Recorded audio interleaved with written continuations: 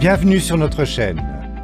Abonnez-vous et cliquez sur la cloche pour ne pas manquer les prochaines vidéos.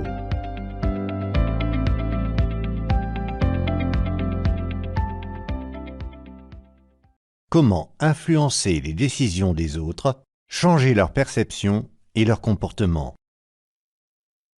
La capacité de persuasion est un élément fondamental dont il faut absolument tenir compte si l'on veut être un bon leader, car, entre autres choses, elle permet de changer les décisions des autres, de faire évoluer les opinions en influençant leur perception.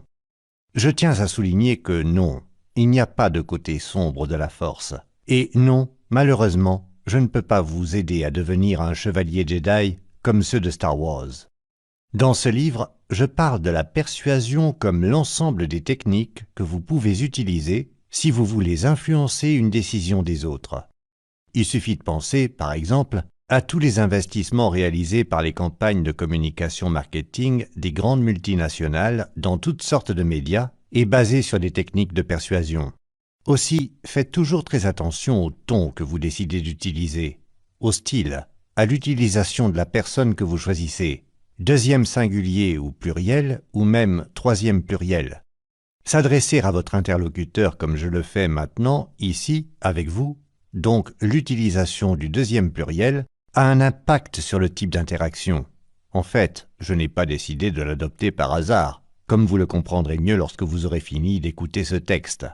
La confiance en soi dans la description de vous-même et de votre expérience professionnelle détermine votre propre perception par les autres et peut être utile devant un éventuel examinateur qui évalue plusieurs candidatures. Toutes les interactions entre les sujets peuvent fondamentalement être classées en deux types, symétriques ou complémentaires. L'interaction symétrique considère les interlocuteurs pour leur communication de niveau égal. L'interaction complémentaire, en revanche, exige que les interlocuteurs ne soient pas considérés au même niveau. La communication est donc basée sur deux niveaux où l'un des interlocuteurs est placé dans une position supérieure, dite one-up, tandis que l'autre est placé dans une position subordonnée, définie comme one-down.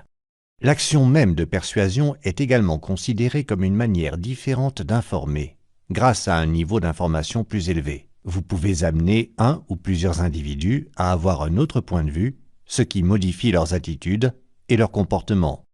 Comme vous pouvez le comprendre, l'utilisation du mot « persuasion » est très souvent trompeuse, car elle est parfois considérée comme un comportement incorrect, un simple instrument de manipulation mentale utilisé pour amener les gens à se comporter et à choisir quelque chose qu'ils n'envisageraient pas normalement. Mais honnêtement, la manipulation est un facteur inévitable dans tout type de relation humaine. Il suffit de comprendre qui commence à manipuler et qui est manipulé. De nos jours, les gens reçoivent une quantité énorme de stimuli, et le cerveau, pour éviter d'être toujours soumis au stress, tente à simplifier les décisions par des mécanismes spéciaux, à réduire le surmenage et la fatigue. Sans le déclenchement de ce type d'automatisme, vous seriez continuellement soumis à des surcharges d'informations. Il ne faut pas oublier que même les innovations technologiques récentes ont contribué à augmenter la quantité d'informations quotidiennes reçues par notre esprit. Ainsi, la capacité de traitement naturel semble être devenue insuffisante pour gérer tout cela. Vivre dans le monde contemporain implique, volontairement ou non, une exposition continue à différents types de pression. Et vous devez en être conscient si vous voulez obtenir un quelconque contrôle persuasif pour influencer un client, un interlocuteur ou un ami avec votre communication. Pour exercer une influence, vous devez donc être conscient que 95% des choix faits par chacun d'entre nous, évidemment aussi par vous, mûrissent exclusivement à un niveau inconscient, c'est-à-dire en dehors de la conscience individuelle, conditionnée par des facteurs non rationnels et émotionnels.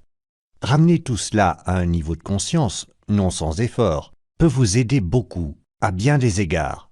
De cette façon, vous pouvez en fait connaître tous les leviers qui servent à prendre des décisions et, une fois que vous savez les identifier, vous pouvez décider de les utiliser ou non en votre faveur, ou vous pouvez simplement commencer à les utiliser pour mieux vous défendre contre les pressions des autres, et vous pouvez ainsi connaître en profondeur la dynamique des relations quotidiennes, ayant un avantage non négligeable sur tous les autres. À ce stade, je vais expliquer les facteurs qui influencent une décision. Les voici énumérés ci-dessous. Principe de rareté. Combien de fois avez-vous lu ou entendu dire qu'une offre donnée n'expire qu'après quelques jours ou même quelques heures? Combien de fois lisez-vous en ligne sur les sites de réservation d'hôtels que la chambre que vous réservez est la dernière qui reste, ou qu'un produit que vous voulez acheter, toujours dans le secteur du commerce électronique, est l'un des derniers? Il faut savoir que l'un des facteurs les plus utilisés pour exercer une pression et pour s'assurer qu'une transaction est réalisée dans les plus brefs délais est de recourir à l'astuce consistant à montrer une rareté, qu'il s'agisse de temps, d'espace ou d'argent. Par exemple, c'est une approche largement utilisée par des sites tels que Booking et Amazon. Il suffit de se rendre sur leur portail pour voir comment cette tactique est mise en pratique. Principe de gratuité. C'est probablement un moyen de pression plus efficace, car il finit par développer un sentiment de gratitude et de devoir rendre l'appareil. En fait, celui qui reçoit quelque chose gratuitement se sent toujours redevable à la personne qui a fait le cadeau. Sachez également qu'il est prouvé de manière académique par plusieurs études qu'un cadeau offert à un client d'un restaurant, comme une liqueur digestive à la fin d'un repas, peut entraîner une augmentation de 23% des pourboires. Principe de contraste. Si dans une situation où il y a deux ou plusieurs options de choix, vous présentez d'abord l'option la plus chère ou la plus difficile, vous verrez qu'il sera plus facile de faire évoluer le choix de l'autre personne vers l'option la moins difficile, car la comparaison des efforts consentis rend l'offre la moins chère encore plus convaincante. Un exemple typique de ce principe est la stratégie de lancement d'Apple avec les nouveaux modèles d'iPhone. Bien que le prix de ces appareils soit objectivement élevé, présentant 3 versions différentes, l'une plus chère que l'autre, Apple nous amène à penser que la version au prix de vente le plus bas est en fait bon marché par rapport aux 2 autres versions plus chères. Principe d'autorité.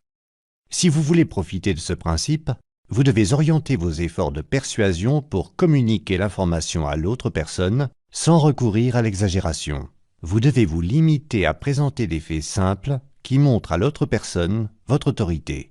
Par exemple, le nombre de clients, les chiffres d'affaires, la quantité de produits vendus ou de services fournis, les années d'expérience dont vous disposez, ou la quantité de la performance d'un bien ou d'un service donné sont autant d'indicateurs efficaces de l'autorité. Principe de surprise. Il faut considérer ici qu'une offre montre sa capacité surprenante précisément parce qu'elle est inattendue ou avantageuse. Il vous sera plus facile d'influencer une décision à la suite d'une surprise, car les personnes qui l'acceptent sont temporairement incertaines de ce qu'elles doivent faire et vous avez donc plus de chances de les convaincre dans ce laps de temps. Principe de la preuve sociale. C'est la base du soi-disant conformisme. En fait, il prévoit la tendance à juger une action comme étant correcte et adéquate lorsqu'elle est également effectuée par d'autres. Si vous décidez d'adopter ce raccourci mental, vous pouvez penser à faire moins d'erreurs. Mais vous devez toujours faire attention à ne pas recourir à des exagérations. Pensez par exemple aux différentes sitcoms télévisées où vous entendez les faux rires du public. Elles ne fonctionnent pas toujours, n'est-ce pas? Ou bien, pensez à la soucoupe qui est trop pleine ou trop vide pour les pourboires dans les bars. Il faut toujours qu'il y ait quelque chose de réel et de bien mesuré si vous voulez avoir des avantages dans n'importe quel type de relation. Principe d'association. Si vous associez une idée, un produit ou un service à une image positive, il sera plus facile pour cette idée, ce produit ou ce service, d'avoir une préférence. Par exemple, vous remarquerez peut-être qu'en matière de publicité, nous préférons être submergés de métaphores, de messages positifs et de belles personnes en raison de ce principe simple. Si vous associez un produit à une belle femme, il restera imprimé de manière positive dans l'esprit masculin, etc. Principe de cohérence. Lorsque vous proposez ou vendez quelque chose, vous ne devez jamais demander un engagement concret dès le départ, mais vous devez faire en sorte que l'autre partie procède par petits pas. Proposer une période d'essai ou un effort minimum qui ne soit pas trop contraignant vous permet de gagner en confiance et permettra au client, acheteur, entrepreneur, de faire l'expérience de ce qu'il peut réaliser au final ou en partie.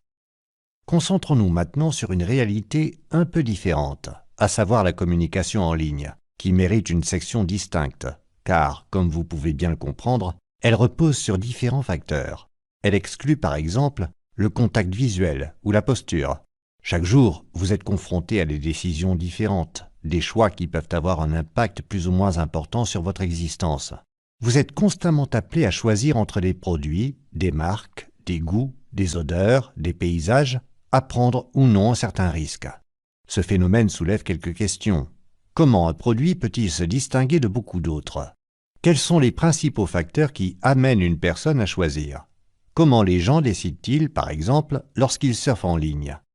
Si vous voulez attirer plus de gens vers votre idée, vers votre offre, vous devez absolument comprendre ce que veut l'internaute et comment obtenir sa faveur. Ci-dessous, je vous aiderai à comprendre les processus mentaux qu'une personne traverse lorsqu'elle prend une décision et quels sont les principaux facteurs qui influencent cette décision. Ces derniers temps, la publicité a pris de plus en plus d'importance dans les décisions de chacun d'entre nous, même les vôtres, ce qui vous amène souvent à devoir choisir entre le produit proposé par différents médias et celui qui vous est recommandé par un ami. Nous sommes de plus en plus des consommateurs, avec tous les aspects positifs et négatifs de l'affaire que nous n'allons pas aborder dans ce texte. De plus en plus d'investissements sont réalisés dans ce secteur et il est inévitablement plus facile de faire le mauvais choix, ce qui diminue notre confiance dans les marques. Toute cette obligation de choisir vous amène aussi à agir différemment, à être plus informé et en même temps à être plus sceptique et critique à propos de tout. Le nombre croissant d'occasions où il faut choisir vous a changé et a également modifié la façon dont vous prenez vos décisions. Vous cherchez maintenant à obtenir plus d'informations, à faire plus de comparaisons et à évaluer la fiabilité des avis et des critiques de produits, surtout s'ils nécessitent un certain effort financier. Je pense qu'il est utile de souligner qu'avoir plus d'options ne signifie pas que vous avez plus de chances de faire le meilleur choix. Au contraire, il est très probable que ce soit exactement le contraire qui se produise et qu'un autre mauvais choix finisse par compromettre votre bien-être. Vous pouvez donc aussi l'envisager en ces termes. En vous fournissant les outils pour comprendre ce sujet, je vous aide à faire un choix dans votre propre intérêt et, en même temps, je vous fournis un vade-mecum pour votre bien-être. Selon plusieurs études récentes, environ 90% des personnes prennent des décisions sur la base d'examens en ligne. En outre, 58% des personnes interrogées ont déclaré qu'elles se sentent plus enclines, par rapport à il y a 5 ans, à partager leurs expériences sur le web par le biais d'évaluations en ligne sur les sites web ou dans des médias sociaux, même lorsque cela n'est pas nécessaire. Il ne faut pas oublier que ceux qui perçoivent qu'ils ont eu une expérience négative, toujours en fonction du choix fait, sont enclins à laisser des commentaires négatifs à partir des comptes des réseaux sociaux. Il y a quelque chose qui influence les décisions en ligne et la façon dont les gens font leurs choix. Outre la qualité du produit et la réputation du vendeur, il existe d'autres éléments qui contribuent au processus de décision. Critique en ligne. Vous êtes certainement plus enclin à faire confiance à un étranger qui a testé un produit et qui a voulu partager son expérience en ligne qu'à écouter uniquement l'avis présenté par la marque. Dans certains cas, les revues en ligne constituent l'outil de marketing le plus important. Sur les sites de réservation de services, les avis des clients sont suffisamment importants pour influencer leur classement. Fluidité cognitive. Les gens ont tendance à choisir quelque chose de familier ou de facile à comprendre, dans un souci de simplicité. Les forfaits de téléphonie mobile illimité en sont un exemple. L'utilisation du terme « illimité » simplifie le produit et le rend plus facile à assimiler dans l'esprit du client. Selon la théorie de la fluidité cognitive, si vous avez eu une expérience positive, vous avez plus de chances de la répéter plutôt que de risquer de perdre du temps à chercher quelque chose de nouveau. Cela explique pourquoi vous achetez toujours les mêmes produits au supermarché et commandez souvent le même plat au restaurant. Décision émotionnelle. Nos décisions viennent du subconscient et nous ne comprenons souvent pas pourquoi nous avons fait un choix spécifique. Il est donc très important de lier une idée, une version, un produit, bref, ce qui vous est offert, à une image qui peut susciter des sentiments positifs.